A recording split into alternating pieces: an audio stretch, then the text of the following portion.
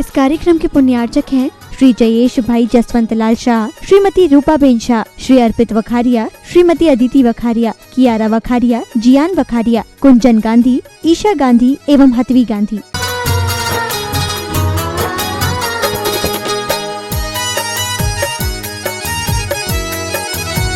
अहिंसा परमो धर्म की आचार्य गुरुवर श्री कुंद कुंद भगवान की, आचार्य गुरुवर श्री ज्ञान सागर मुनि महाराज की,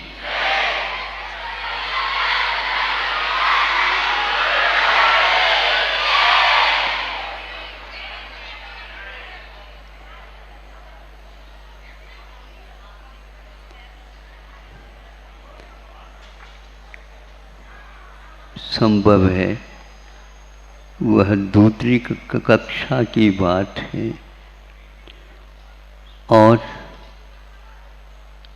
एक छोटी सी कथा घटना उसमें उल्लेखित है। ऐसे घटनाक्रम को बताने वाले बहुत सारे प्रसंग पाठ्यक्रम में बच्चों के लिए पहले दिए जाते थे। आज के कथाकार भी उसको पढ़ करके चिंतन में डूब सकते हैं और डूब जाते हैं, ताकि जीवन पर्यंत वह कथा, वह पाठ हमें जीवन पर्यंत ही नहीं किंतु जब तक कल्याण न हो तब तक वह कार्य कर सकता है, ऐसा हमारा विश्वास है।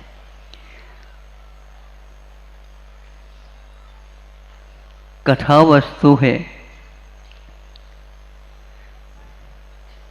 एक सौतेले बोलते नहीं, क्या बोलते हैं आप लोग, कि दो भाई हैं और दो उनके पत्नियां हैं और आपस में इनका थोड़ा सा संघर्ष चलता था। एक को संतान थी, एक को शायद संतान नहीं थी।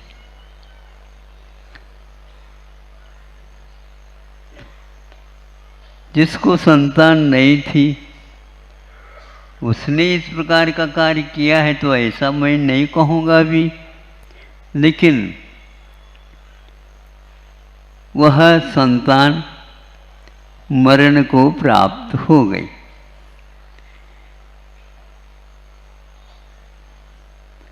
जिसकी संतान थी वह चिल्ला रही है, रो रही है और इसका क्या अब न्याय होगा, बड़ा कठिन है।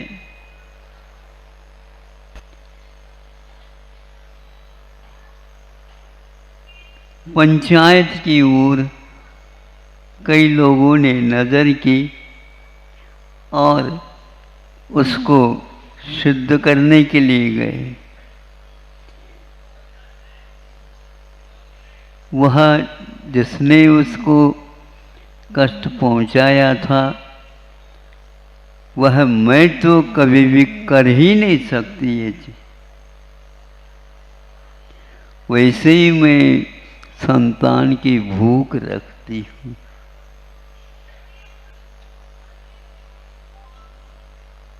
मैंने नहीं किया और जिसकी संतान थी वह कहते और कोई घर में थे ही नहीं।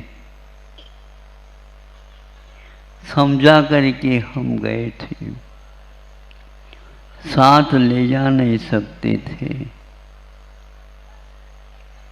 लेकिन अब इसको क्या कहा जाए। हाँ, उसने जिसकी संतान नहीं थी उसने एक और विचार किया, एक गाय चौंक करके बाजार में से बैल सही है और गाय सही है, और वह आई और मेरे सामने सामने ही उसको जो बीच में आ गई संतान उसको सींग से उछाल दी, सींग से उछाल दी और वह जो ही नीचे गिरा तो मरण को प्राप्त हो गया। इस प्रकार अपने ऊपर जो आ रहा था उसको किसी भी प्रकार से उसने टाल दिया। जब आंखों देखी बात कह रही है, ये झूठ नहीं हो सकती, अब कैसा किया जाए? तो पंचायत ने कहा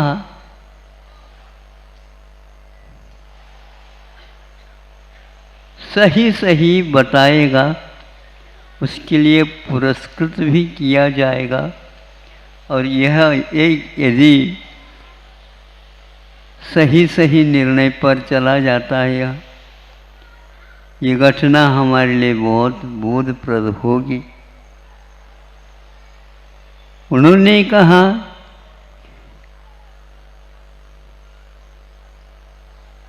दो के बीच में एक है संतान, ऐसा कर दिया जाए, इसके आधा आधा हिस्सा खिलाया जाए और एक हिस्सा बड़ी को, एक हिस्सा छोटी दिया जाए। इसको देख करके सुन करके छोटी वाली इस निर्णय से घबराई नहीं गई, उसको भीतर भीतर बहुत अच्छा लगा।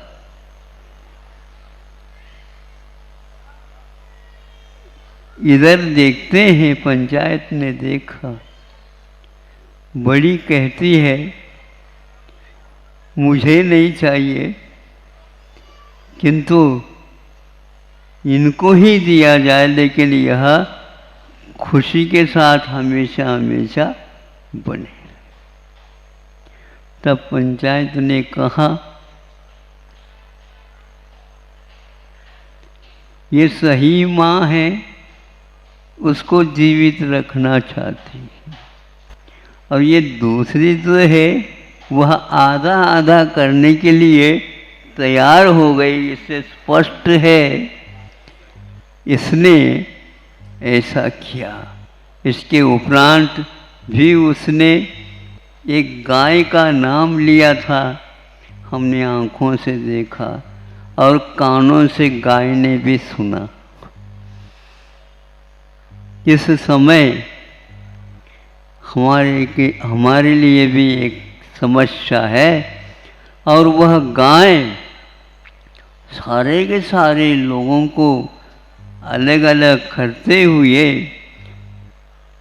आकर के उसने अपने प्रस्तुति बताई, और चूंकि इसमें जो कड़ाव में क्या है, वो कड़ाव ही नहीं, उसमें से लोह का जो गोला था गरम गरम, उसको मुख से उठा करके और उनके सामने चढ़ा दिया।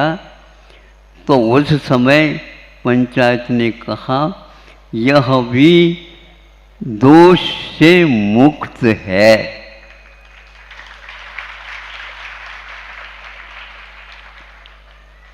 पहले नहीं कोर्ट होते थे, न हाई कोर्ट होता था, न जिला कोर्ट होता था, कुछ भी नहीं होता था, किंतु 5 पर्याप्त है। पंचायत जिसको बोलते हैं। आज ये पंचायत शब्द ही एक प्रकार से रुग्ण हो गया है। कैसे रुग्ण हुआ? वो इसलिए रुग्ण होता जा रहा है, बड़े बड़े कोर्ट जो हो गए, अब इनको कोई पूछने वाला नहीं है। करोड़ों अरबों रुपए व्यय हो रहा है, लेकिन सही को सही सिद्ध करना आज शताब्दी भी लग रहे हैं, शताब्दी भी लग रहे हैं। सरकार भी सोच रहे हैं, क्योंकि शासन चलाना है, हम क्या कर सकते हैं। लेकिन इसके उपरांत भी प्रत्येक मानव का ये कर्तव्य है, जैसे कि वह गाय आकर के उस गरम गोले को भी मुख से पकड़ करके बाहर रख दी और अपने आप में के सत्य को सिद्ध कर दिया। हमारे यहाँ कई प्रकार के व्यक्ति रहते हैं जो अपना निर्वाह करते रहते हैं वर्ण व्यवस्था के अनुसार और व्यवहार के अनुसार, और सत्य को अपने जीवन मान करके चलते हैं। इस प्रकार होने के उपरांत भी आज हम एक प्रकार से उन शास्त्रों में अथवा उन व्यवहारों में जो अतीत में घटित हुए हैं, उन सब का महत्व नहीं समझ पा रहे हैं। और वह 5 मिनट का काम आज 50 वर्ष के बाद में भी सिद्ध नहीं हो रहे। होंगे तो सही, लेकिन यह काल बता रहा है अवसर्पणी में न्याय भी एक प्रकार से कमजोर तो होगा ही, क्योंकि पाप बढ़ेगा तो वहाँ पर क्या सिद्ध करना? पाप तो सिद्ध करना ही नहीं होता, किंतु पाप से दूर रहने के लिए जो कहा गया है और उसको आगे भी इसी प्रकार सुखमय जीवन जीने के लिए उद्बोधित किया जाएगा अथवा न्यायालय बनाया जाएगा, आदि आदि अवसर के अनुसार अपेक्षित है, तो उसके साथ साथ सत्य भी अथवा पाप को एक प्रकार से घृणा की दृष्टि से देखना ही चाहिए।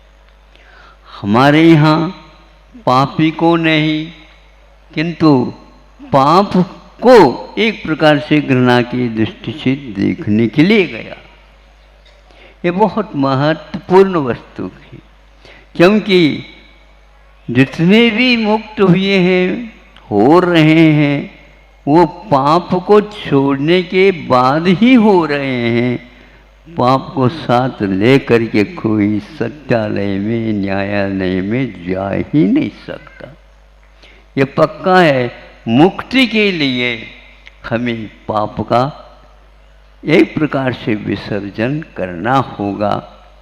कोई भी हो, वह हमारे यहाँ पंचम गुण स्थानवर्ती संयमा संयमी गाय भी हो सकती है, बैल भी हो सकते भी, ऊंट भी हो सकते हैं, हाथी भी हो सकते हैं, और सिंह भी हो सकता है, और सर्प भी हो सकता है।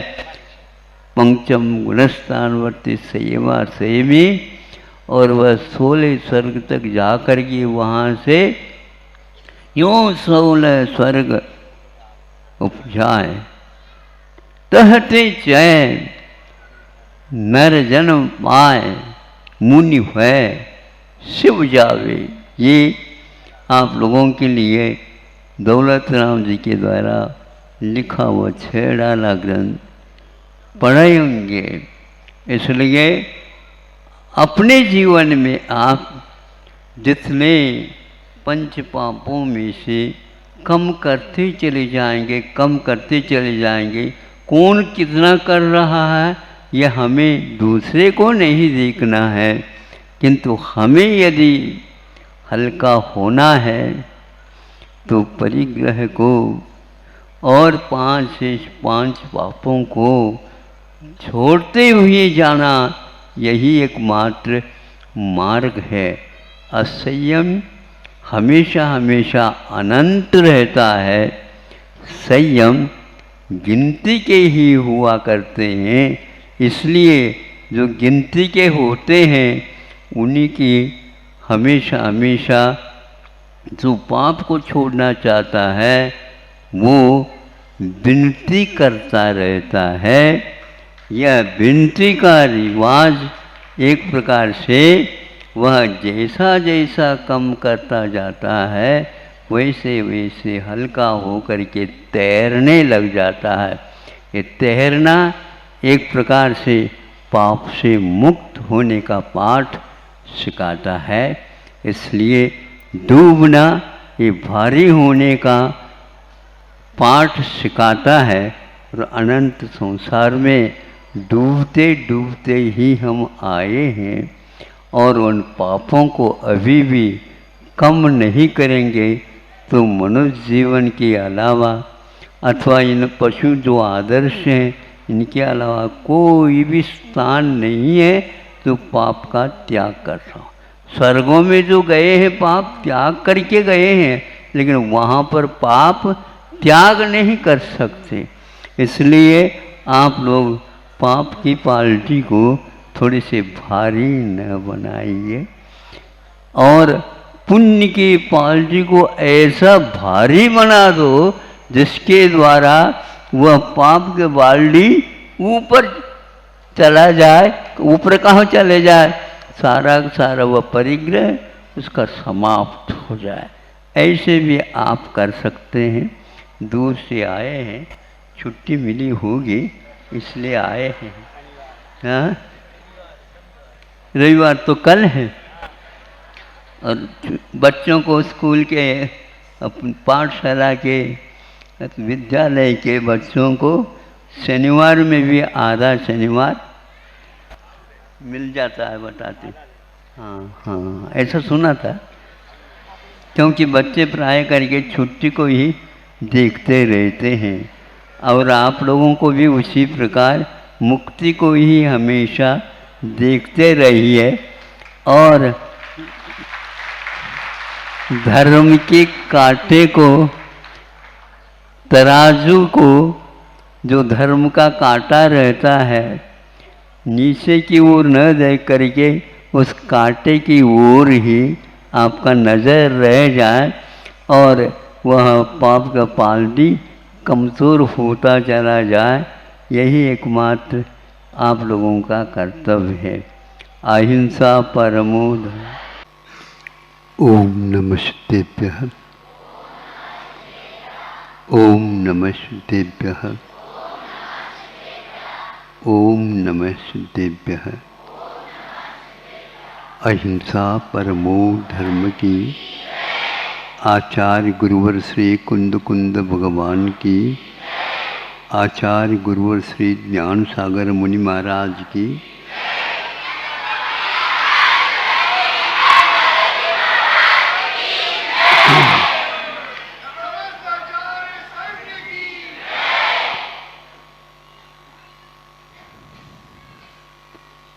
आप लोगों ने सुना होगा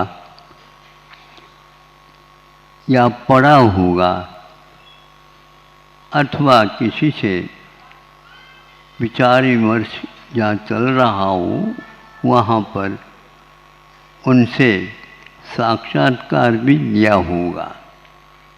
वह वस्तु है अमृत धारा। अब इसमें क्या क्या मिलता है?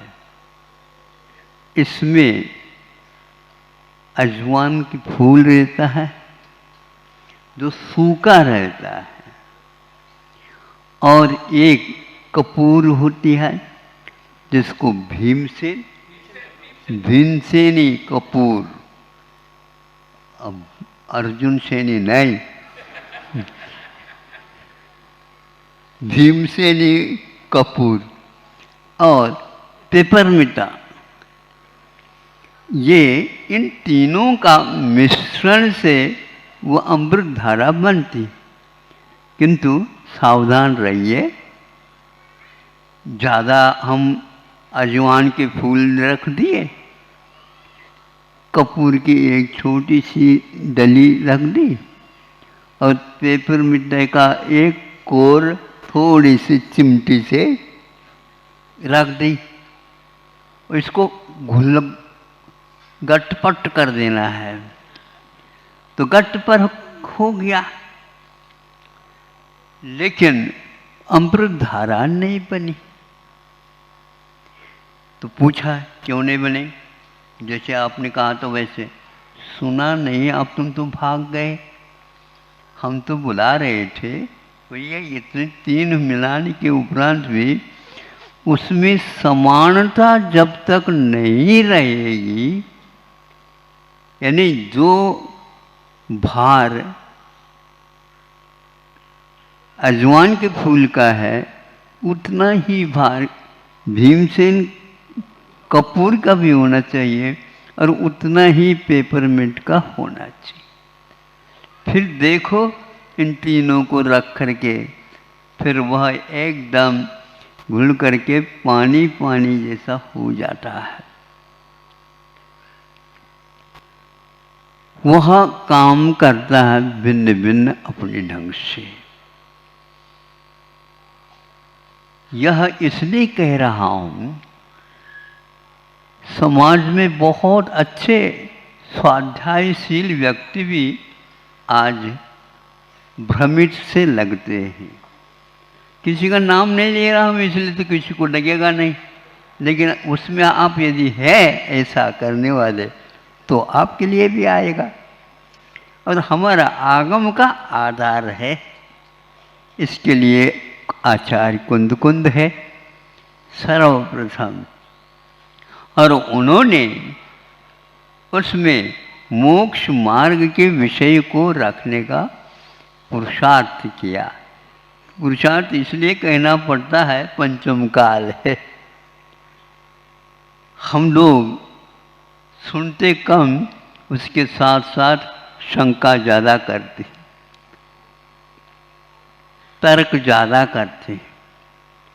जब तक सर्वांगीण सुने नहीं और उसमें क्या रहस्य है उसको समझने का प्रयास नहीं करते, तब तक वह विषय आपके लिए आत्मसात नहीं होगा। मोक्ष मार्ग में आप लोगों ने सुना, सम्यक दर्शन है, सम्यक ज्ञान है, सम्यक चारित्र है। तो हम पहले जैसे उस उदाहरण के अनुसार सम्यक दर्शन रखा, उस छोटा सा टुकड़ा, और सम्यक ज्ञान रखा उससे भी ज़्यादा, और सम्यक चारित्र का रखा सबसे ज़्यादा। नहीं, इसमें समीचीनता ये शब्द है, वह बताता है दर्शन भी सम्यक हो, ज्ञान भी सम्यक हो और चारित्र भी सम्यक हो। और चारित्र में भी देश संयम वाले भी बैठे, उनका वह चलेगा नहीं, क्योंकि वह कपूर दूसरी देशी है, भीमसेन नहीं है। इसलिए और चारित्र चूंकि वह एक अंश में है और एक अंश में नहीं भी है। जैसे विद्यार्थी कहने से अथवा सेकेंडरी कहने से, 11वीं 12वीं कहने से है वह सेकेंडरी, उत्तम माध्यमिक, किंतु उसमें आगे पीछे का संबंध हो जाता है, इसलिए वह प्रथम वर्षी और द्वितीय वर्षी इस प्रकार उसको विभाजित किया जाता है। उसी प्रकार जो गृहस्थ का होता है चारित्र होते हुए भी वह देश संयम होता है, पूर्ण संयम नहीं होता है। इसलिए जो चारित्र कहने से उस चारित्र को लेकर के आत्मानुभूति अथवा समाधि, परम समाधि अथवा एक प्रकार से मोक्ष मार्ग, ऐसा वो घटित करने का अभ्यास कर रहे हो अथवा बहुमत बना करके हाव कहलवाना चाहते हैं। कोई हाव कह देगा, लेकिन आचार्य कुंद तो उसको स्वीकार नहीं करते। उन मूल में तो कुछ दिखता नहीं आप लोगों को, किंतु आचार्य अमृतचंद जी, आचार्य जयसेन महाराज ने इसका भाव खोला है। अमृत धारा कहने से एक सी धारा लगती है, लेकिन वह सही तभी मानी जाती है जब वह यूं करने की भी आवश्यकता नहीं पड़ती, उसको रख दो अपने आप ही घोल तैयार हो जाता है। इतने ही नहीं, उसमें थोड़े से भी कण भर कम हो जा कोई भी तो वह फीका फीका होता है। 2 बार लगाने के उपरांत भी वह कार्य नहीं करता, क्योंकि उसमें अंश में कमियां हैं। मार्ग जो होता है वह 3 के साथ होता है। उसमें भी व्याकरणाचार्य महाराज के एक प्रकार से सहयोग ले तो वो कहते हैं इसमें सम्यक दर्शन छोटा हो, सम्यक ज्ञान उससे बड़ा हो, सम्यक चारित्र उसके और बड़ा हो, ऐसा नहीं, ये तीनों समान होना चाहिए तभी होगा। इसलिए जो औदैक भाव रहता है, गृहस्थों में औदैक भाव का अभाव नहीं होता, चारित्र में औदैक भाव उसका प्रत्याख्यान के साथ चल रहा है। प्रत्याख्यान यह कषाय एक प्रकार से उस गृहस्थ को मुनि या श्रमण बनने से रोकता है, और वह जब तक रहेगा तब तक वह कितना भी कर ले उसको महावृत्ति अथवा मोक्ष मार्गी नहीं कहा जा सकता। उसमें उन्होंने ये कहा कि मोक्ष मार्ग क्या है। आप सुन रहे? हाँ, कोई मिक्स नहीं करना है। जैसे घटपट करके दुकान में आप लोग बेचते रहते हो, ऐसे इस शास्त्र को आप बेच नहीं सकते। यह अवर्णवाद माना जाता है। इसलिए उन्होंने क्या कहा है, उन्होंने ये कहा है कि मोक्ष मार्ग कहो, श्रामण्य कहो, दोनों एकार्थवाचक है। अमृत धारा कहो तो अजवान का फूल है, इस अपेक्षा से भी कहा जा सकता, और अथवा भीमसेन कपूर कहो, वो भी कहा जा सकता है। कपूर है इसमें तो कपूर तो है ही, किंतु मुख्यता गौणता करना प्रासंगिक होता है। उसी प्रकार वह चारित्र की भी बात है। पेपरमिंट ये समान रूप से लाइए तब वह अमृत धारा बनती है। तो सम्यक दर्शन, सम्यक ज्ञान, सम्यक चारित्र द्वंद्व समास के अनुसार समान है, इसलिए सम्यक दर्शन ज्ञान चारित्राणि मोक्ष मार्ग है कहा है। मोक्ष मार्ग है, यह एक वचन में है, एक नहीं वस्तु, किंतु एक वचन में मोक्ष मार्ग है, किंतु ये तीनों समान रूप से मिले हैं। गृहस्थ आश्रम में ये तीनों मिल नहीं सकते। आंशिक नहीं चाहिए, हमें समान तोल चाहिए। तो समान तोल तब बनता है अनंतानुबंधी का भी उदय ना हो, अप्रत्याख्यान का भी उदय ना हो और प्रत्याख्यान का भी उदय ना हो, तब वह मोक्ष मार्ग कहो अथवा सामान्य कहो। इसलिए जो व्यक्ति चतुर्थादि गुण स्थान में मोक्ष मार्गी मानता है तो वह एक प्रकार से अवर्णवाद कर रहा है। उसको हम न ही समय सार कहेंगे और न ही हम अमृतचंद जी की ख्याति आत्मख्याति टीका कहेंगे और न ही जयसेन महाराज जी के अपेक्षा से वह तात्पर्य वृत्ति कहलाएगी।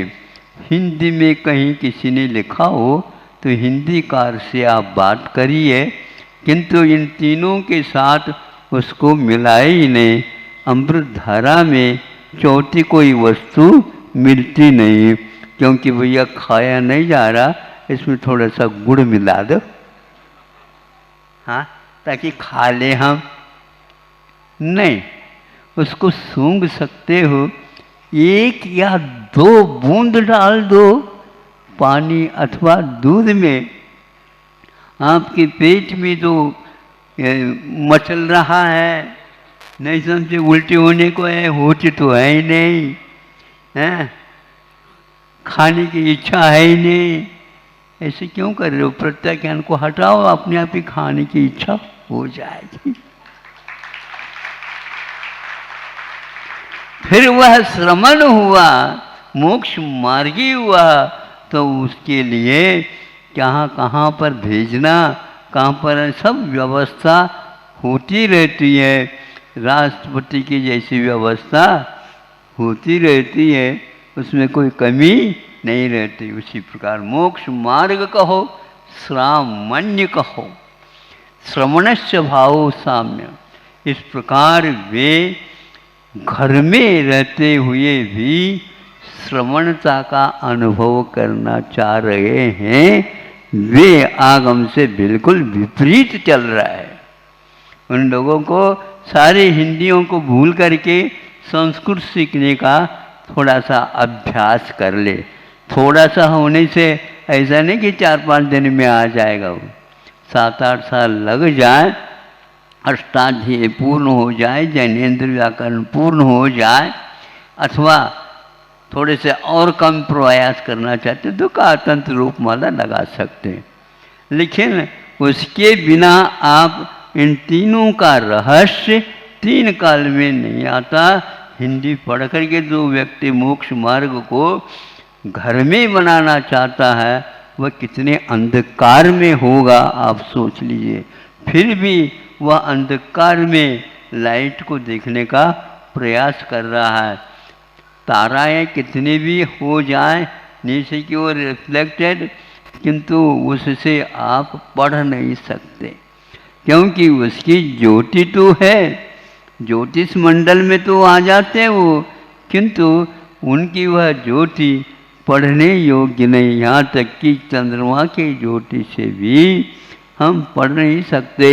सूर्य नारायण का दर्शन पहले आवश्यक है।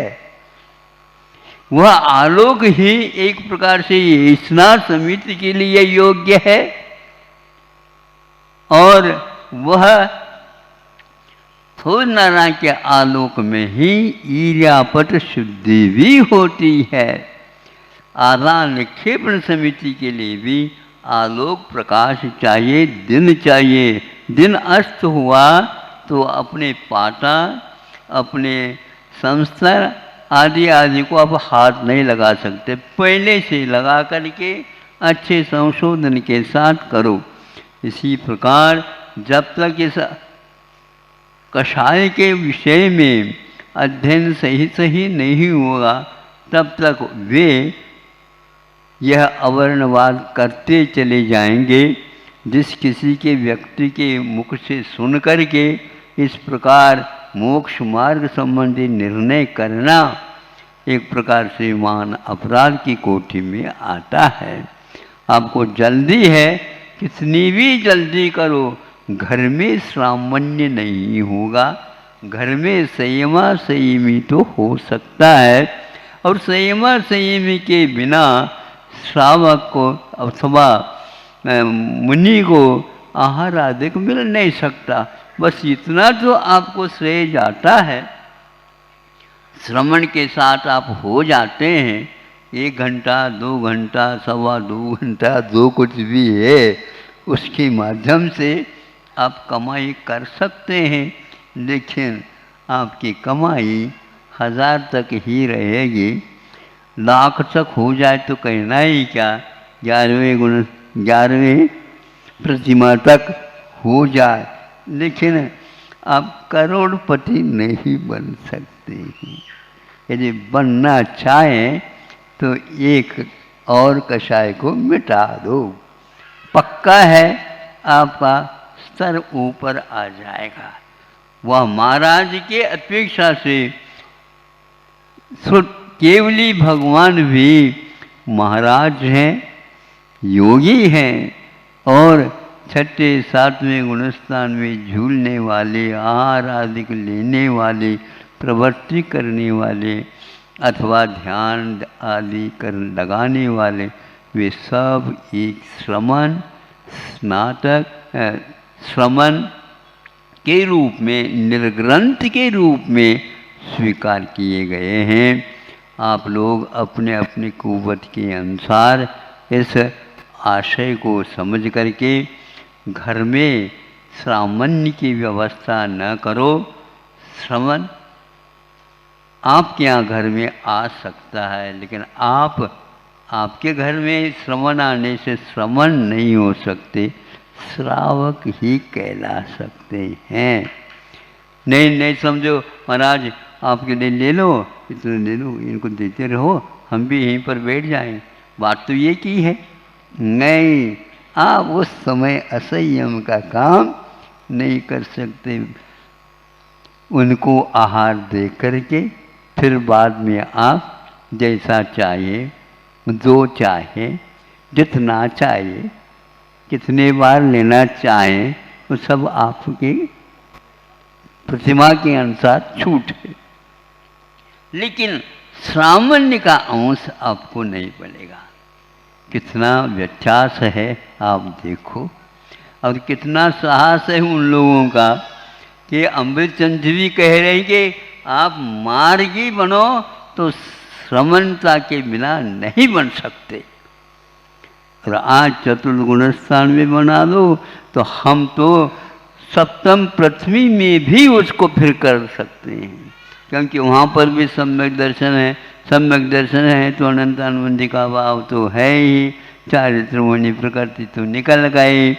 इस प्रकार वह भी श्रवण बन सकता। फिर तो इस प्रकार गटपट करोगे, अमृत धारा नहीं बनेगी। इतना ही कहना चाहता हूँ। किसी को बुरा लग गया हो तो बुरा समझ करके स्वीकार कर लेना। इंसाफ परमो। इस कार्यक्रम के पुण्यार्चक थे श्री जयेश भाई जसवंत लाल शाह, श्रीमती रूपाबेन शाह, श्री अर्पित वखारिया, श्रीमती अदिति वखारिया, कियारा वखारिया, जियान वखारिया, कुंजन गांधी, ईशा गांधी एवं हतवी गांधी।